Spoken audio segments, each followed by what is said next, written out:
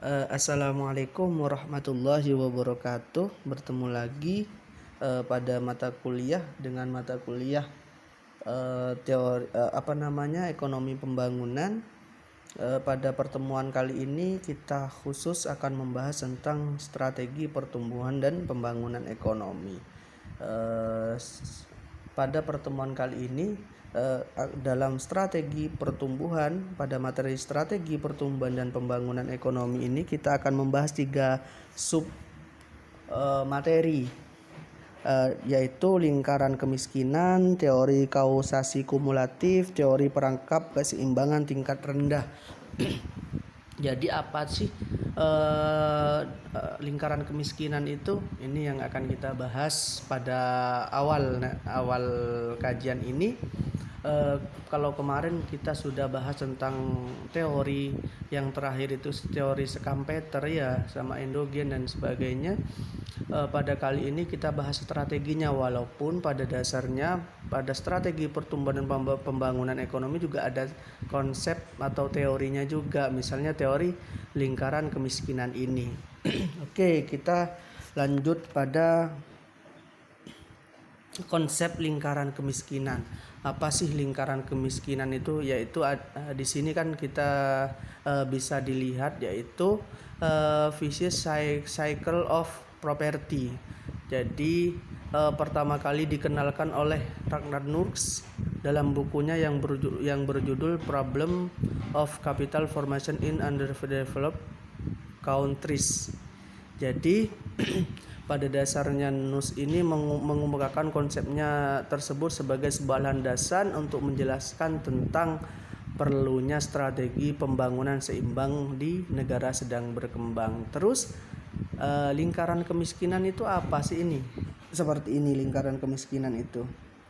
Jadi apa yang dikemukakan oleh teori atau konsep lingkaran kemiskinan itu yaitu suatu kondisi di mana sebuah negara itu ketika masuk pada lingkaran kemiskinan sulit untuk keluar, seperti itu. Jadi lingkaran kemiskinan itu kondisi di mana kondisi masyarakatnya itu adalah produktivitasnya rendah, artinya dalam kesehariannya pekerjaannya menghasilkan produksi yang minim atau rendah, dikatakan rendah. Kemudian pendapatan realnya juga rendah, artinya kalau sudah produktivitasnya itu rendah, produktif artinya ya dalam pekerjaannya, kemudian di situ juga akan mengakibatkan pendapatan realnya juga rendah.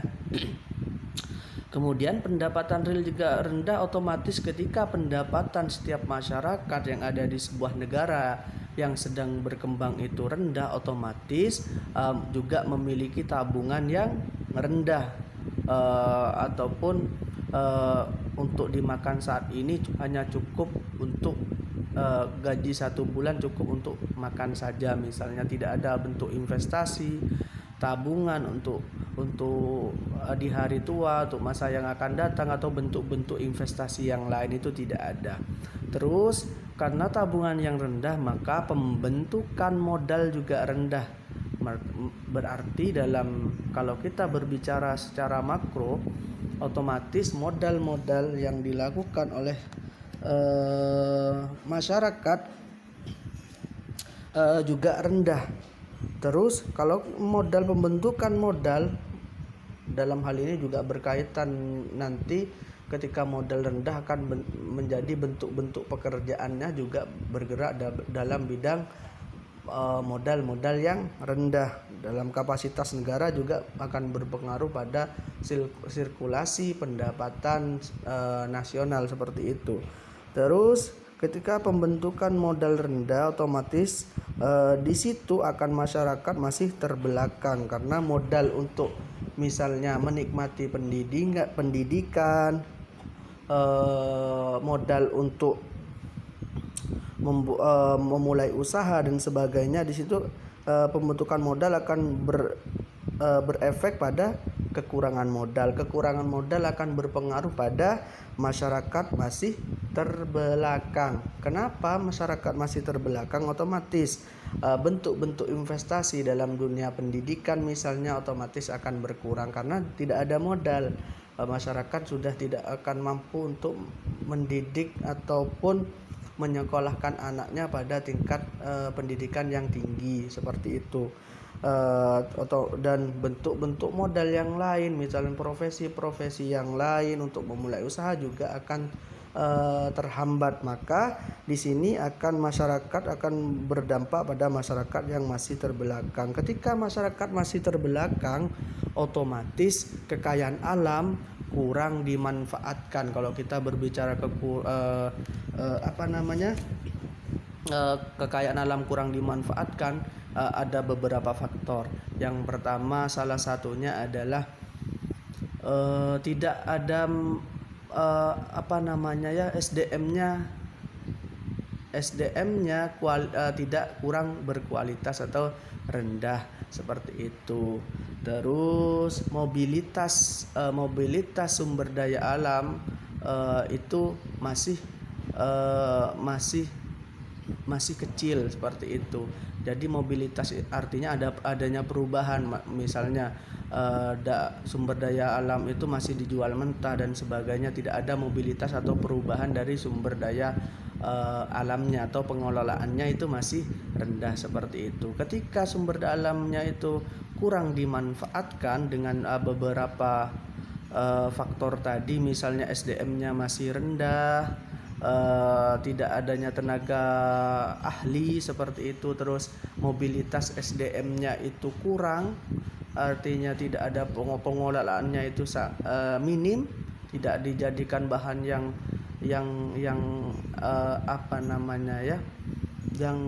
berinovatif seperti itu, maka akan kembali lagi masyarakatnya akan produktivitas masyarakat rendah, terus akan berputar-putar di ranah lingkaran kemiskinan ini yang dikatakan sebagai lingkaran kemiskinan. Jadi lingkaran kemiskinan itu merupakan suatu rangkaian kekuatan yang saling mempengaruhi satu sama lain sehingga menimbulkan suatu kondisi di mana sebuah negara akan tetap miskin dan akan mengalami banyak kesulitan untuk mencapai tingkat pembangunan yang lebih tinggi.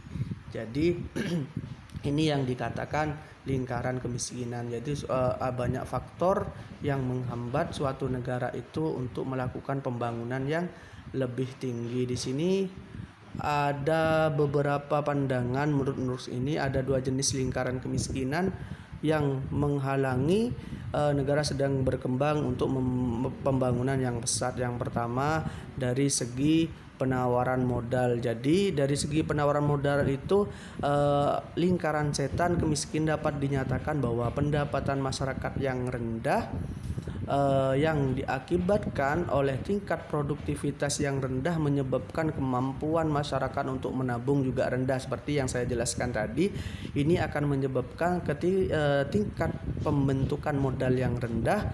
Modal yang rendah tadi, keadaan yang terakhir ini selanjutnya akan menyebabkan suatu negara menghadapi kekurangan barang modal dan dengan demikian tingkat produktivitas akan tetap rendah. Jadi ketika suatu negara masyarakatnya itu tidak produktivitasnya rendah, pada endingnya akan menghadapi kekurangan barang modal. Jadi ketika produktivitas rendah, nanti kekurangan barang modal atau sirkulasi tenaga kerja yang ada di Indonesia misalnya, di situ tingkat barang modalnya juga akan rendah. Dengan demikian tingkat produktivitasnya akan tetap rendah dan demikian seterusnya. Ini dari segi penawaran modal. Terus dari segi permintaan bagaimana? Dari segi permintaan modal, corak lingkaran setan kemiskinan mempunyai bentuk yang berbeda. Di negara-negara miskin perangsang untuk melaksanakan penanaman modal rendah karena luas pasar untuk berbagai jenis barang terbatas dan hal yang belakangan disebutkan oleh pendapatan masyarakat yang rendah. Sedangkan pendapatan yang rendah disebabkan oleh produktivitas yang rendah yang diwujudkan oleh pembentukan modal terbatas pada masa lalu. Pembentukan modal yang terbatas ini disebabkan oleh kekurangan perangsang untuk menanam modal. Jadi ini kembali lagi ketika produktivitas rendah masyarakatnya, di sini pembentukan modal yang terbatas ini karena tadi modalnya juga rendah, otomatis pembentukan modalnya sangat terbatas. Maka ini disebabkan oleh kekurangan perangsang untuk menanam modal, karena kekurangan perangsangnya bisa dilakukan pemerintah dan sebagainya. Tapi ketika tidak ada rangsangan tadi karena produktivitas rendah,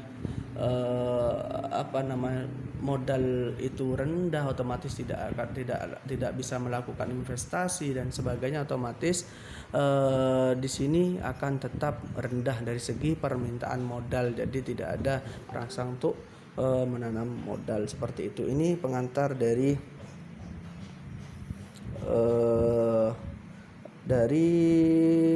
lingkaran kemiskinan. Selanjutnya nanti kita akan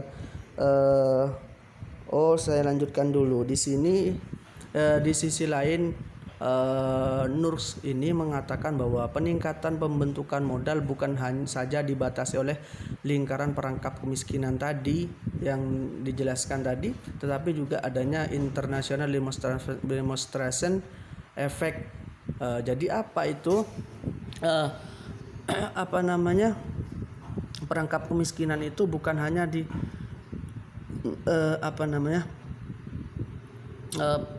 peningkatan pembentukan modal tadi itu, tapi juga didasari atau yang menjadi faktor penyebab lainnya adalah international demonstration effect, atau yang bisa disebut adalah gaya konsumsi kalangan masyarakat yang lebih maju. Jadi ini adalah ketika negara terbelakang ataupun negara miskin ataupun negara yang sedang berkembang ada di fase ketika mengikuti gaya hidup negara yang maju. Otomatis di situ banyak masyarakat yang mengikuti, misalnya mengikuti gaya-gaya barat ataupun misalnya K-pop ya, misalnya Korea seperti itu. Otomatis banyak melakukan impor barang-barang yang lagi ngetren di luar negeri. Ini juga akan berpengaruh berdasarkan pandangan dari konsep dari konsep lingkaran kemiskinan ini, akan berpengaruh pada dari sisi berkurangnya modal di dalam negeri, misalnya seperti itu. Jadi tingkat tabungan, otomatis masyarakat yang sudah berubah gayanya konsumerisme, artinya gaya hidupnya sudah melakukan banyak impor barang-barang yang lagi ngetren di luar negeri, ikut-ikutan gaya barat dan sebagainya, ikutan gaya-gaya buat gaya-gaya hidup negara masyarakat maju seperti itu, kemudian melakukan banyak impor barang. Di situ yang seharusnya masyarakat itu bisa melakukan saving atau menabung, otomatis di situ tidak bisa lagi, dan di situ akan berpengaruh juga terhadap rantai kemiskinan. Itu dalam pandangan teori atau konsep lingkaran kemiskinan. Jadi selain dari segi penawaran modal, dari segi permintaan modal, di situ juga dalam pandangan Nurs ini bahwa masuknya masyarakat atau negara sedang berkembang pada lingkaran kemiskinan itu disebabkan oleh international demonstration effect yang kita sebut dengan mencontoh gaya konsumsi di kalangan masyarakat yang lebih maju seperti itu. Jadi pada hakikatnya konsep kemiskinan menganggap bahwa ketidakmampuan untuk mengerahkan tabungan yang cukup,